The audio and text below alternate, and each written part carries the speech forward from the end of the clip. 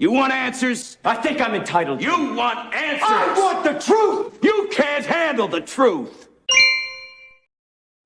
Welcome back to the Prepared Mind channel, folks. It is 0:30. I'm blasting out of the bunker, heading down the road, and we got some stuff to talk about.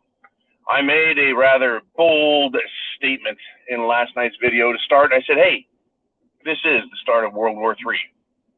Right? What is going on is World War III. At this point, the way the attitudes are going, the actions taken, for the reasons that I lined out, we're in it. And now, folks, I'm going to continue with the discussion of that. Are you prepared? I sure hope you are. This prediction is now being supported by what is happening in the world. Right, World War II started. And a lot of people look back in history and they go, Germany had all these bad things going on, and then they invaded Poland. Well, for the United States of America, it was Pearl Harbor. In fact, it is Pearl Harbor Day, so in remembrance of that, right? I spent a few days, a few hours, a few minutes, whatever it takes, right, for me to reflect throughout my life on what that's about and what it means. But these attacks, right? That attack was finally what drug the U.S. into World War II, even though it had been started before that. So at some point, where does the United States get directly dragged into fight? Well, let's take a look at some of the actions that, since I spoke to you last, have come to light. Number one, the U.S. military, the Army, is increasing its production of, I think, 155 millimeter conventional artillery shells. They have contracts, they're in production to triple their capacity. That to me sounds like war. Right? Yes, they've given so much of their ammunition, if you will, to Ukraine that it's been consumed. And so the military industrial contractors in the Army, right, are increasing their production. That is always a sure sign, right, that there's an intent to use it. Now, one might have argued a few months ago that what they're trying to do is replace, right, this artillery with something else, something new, right, new technology, new war strategy. Well, that is not the case, right? That's not the case. They're going to triple production. In addition to that, folks, we talked about the Russian military bases being hit. Basically, a Pearl Harbor type of escalation over in Russia. That's what I said. Well, that precipitates it to this international or world war status. If it wasn't already before, that was the big thing, right? Attacking a military base. The United States government says, well, we can't control Ukraine.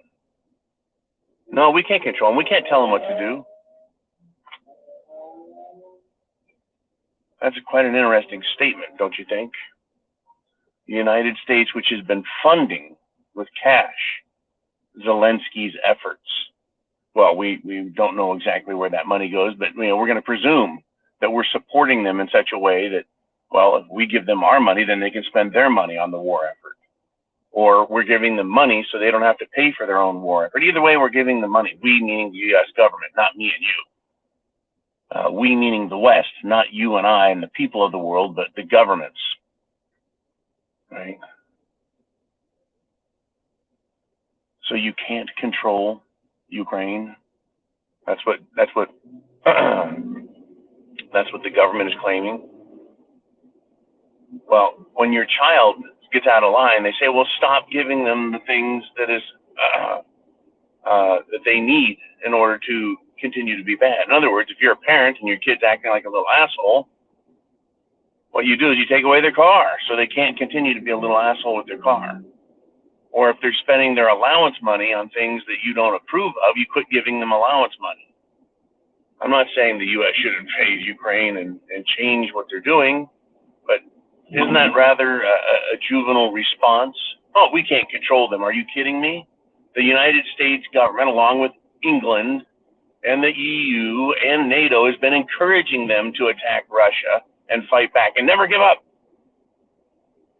We'll never quit. We'll never give up, they said.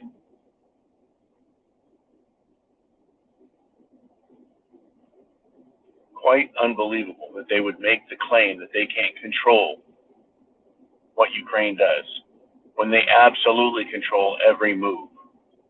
In other words, they're going to let Ukraine take the blame for all the action that's taken on its behalf.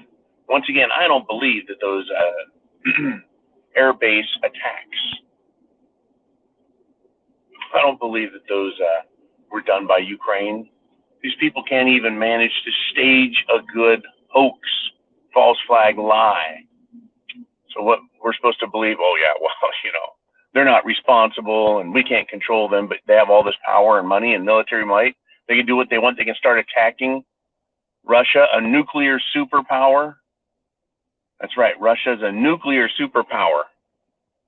And Ukraine is escalating war with them and attacking them on their own ground.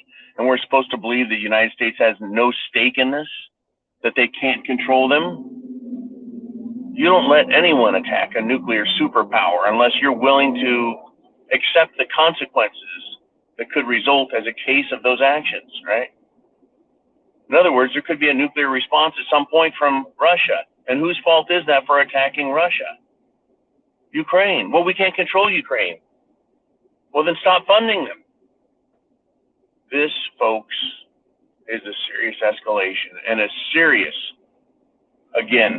faux pas. But we have people like Jake the Snake Sullivan inviting newly blah, blah, blah elected communist leaders to Washington. These little snakes take zero responsibility. It's almost like they have zero idea what they're doing. Zero idea what they're doing. To me, it's embarrassing and it's unbelievable. It truly is embarrassing and unbelievable. Now, finally, in support of my statement that World War III has officially started, though not through declarations of war, because, it is an unconventional war. It is not being fought entirely with missiles, bombs, planes, and soldiers dying on the ground. It is also a cyber war. It's a financial war. It's an energy war. It's a social war, just like SHTF in general. Over on the other side of Russia, and Russia is a very stretched out, long country, much like Australia, only bigger. They are moving down and are now occupying the southernmost of the island chain just north of Japan. These are disputed island chains. Russia says they own them, and they've had control of them for quite some time. Japan says they own them, and they've bitched and moaned about it a lot. But this island chain,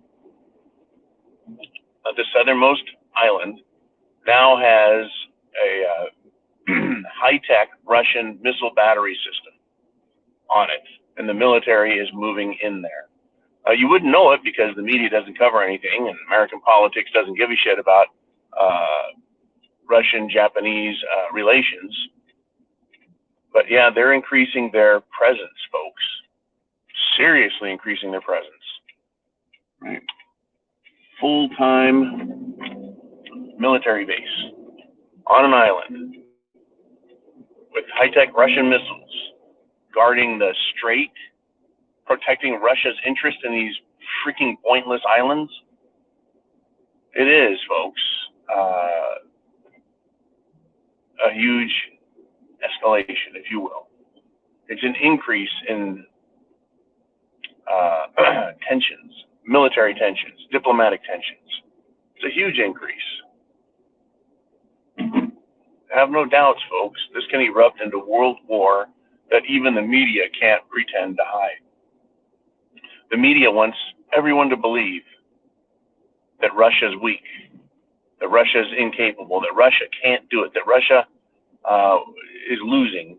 You know, that's the story they keep selling. Don't believe it. They are a nuclear superpower, and they can fight one nasty hell of a war. And don't forget who their allies are. Bold prediction, yes. Coming true, in my opinion, yes. Merry Christmas. Semper Fi. Godspeed.